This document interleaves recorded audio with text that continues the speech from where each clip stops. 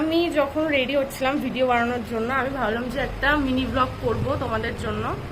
তা আমি রেডি হতে হতে আমার আর মনে নেই যে আমি ভিডিও করব, ভিডিও অন করব।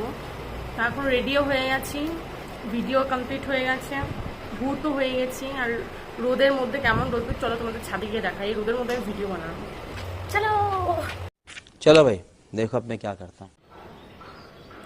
দেখো গাইস কি সুন্দর লাগছে আকাশটা, ওয়াও।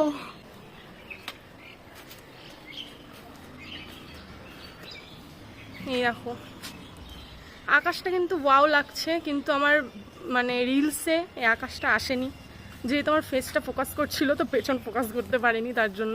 আর আমি আজকে আউটডোরে ভিডিও বানাইনি, আমি আজকে বানিয়েছি হচ্ছে এই ঘরের মধ্যে ভিডিওটা বানিয়েছি, তার জন্য। কিন্তু ওয়েদারটা কিন্তু দারুণ আজকে, কিন্তু প্রচণ্ড গরম। কার কার এরকমটা হয় অবশ্যই আমাকে কমেন্ট করে জানিও। কারণ হচ্ছে আমি জাস্ট নিচের দিকে সিঁড়ি বেয়ে জাস্ট উঠেছি ছাদে, ঠিক আছে। আমার মানে কষ্ট হয়ে গেছে, সারাদিন ঘরের মধ্যে কাজ না থাকলে, শুয়ে বসে থাকলে এটাই হয়, সবারই হয়, আমার এখন না। আমি কেন বগর বগর করছি ছাদে এসে আমি সেটাও জানি না। আমার মনে হলো যে আমি একটু তোমাদের সাথে আমি কী করছি সেটা একটু শেয়ার, জাস্ট তার জন্য। তোমরা কেউ আবার বাজে কমেন্ট করে যেও না, কেউ বাজে কমেন্ট করে না, সব ভালো। আর এই রোদের মধ্যে আমি যেতেও ভয় করছে, এমনি কালো আরও কালো হয়ে যাবো।